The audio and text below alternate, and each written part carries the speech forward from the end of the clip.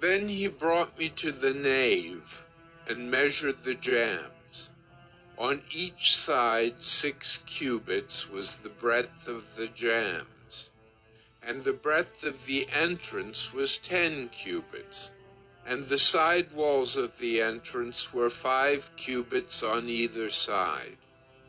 And he measured the length of the nave, 40 cubits, and its breadth, 20 cubits.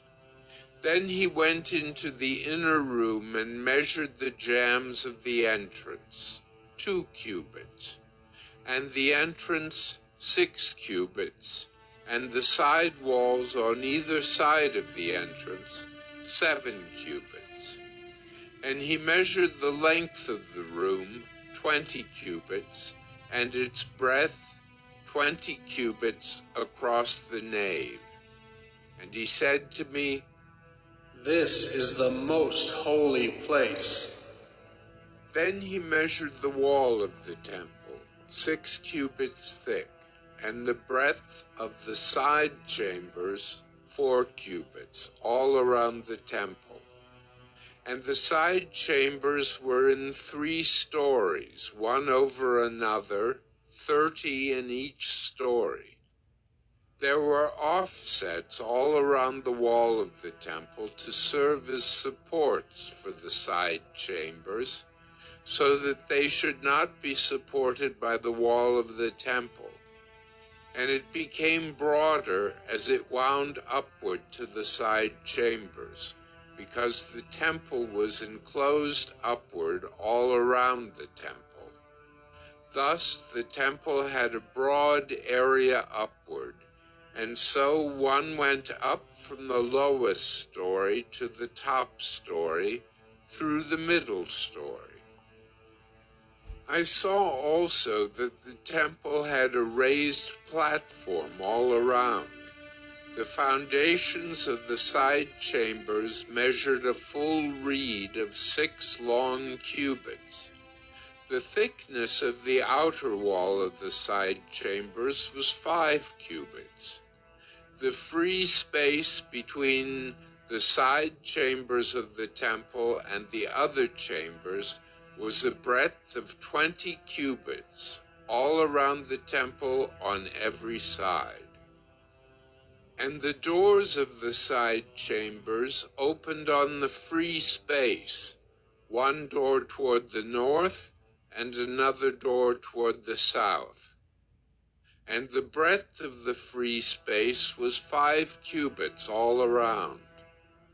The building that was facing the separate yard on the west side was 70 cubits broad, and the wall of the building was 5 cubits thick all around, and its length 90 cubits. Then he measured the temple, 100 cubits long, and the yard and the building with its walls, 100 cubits long. Also the breadth of the east front of the temple and the yard, 100 cubits. Then he measured the length of the building facing the yard that was at the back, and its galleries on either side, 100 cubits. The inside of the nave and the vestibules of the court, the thresholds and the narrow windows and the galleries all around the 3 of them, opposite the threshold, were paneled with wood all around, from the floor up to the windows. Now the windows were covered.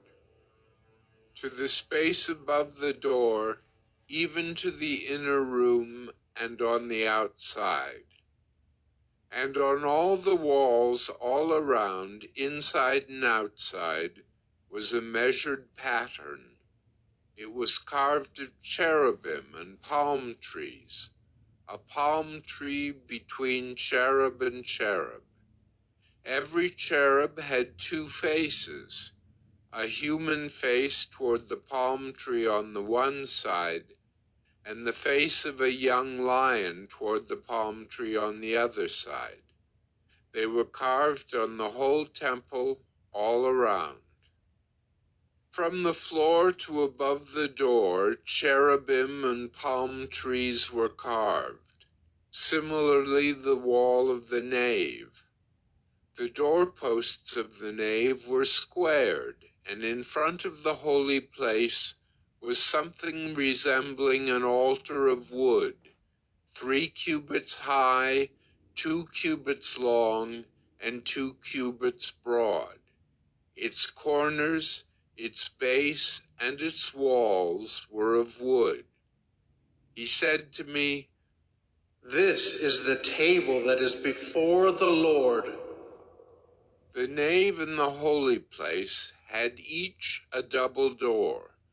The double doors had 2 leaves apiece, 2 swinging leaves for each door. And on the doors of the nave were carved cherubim and palm trees, such as were carved on the walls. And there was a canopy of wood in front of the vestibule outside. And there were narrow windows and palm trees on either side, on the side walls of the vestibule, the side chambers of the temple, and the canopy.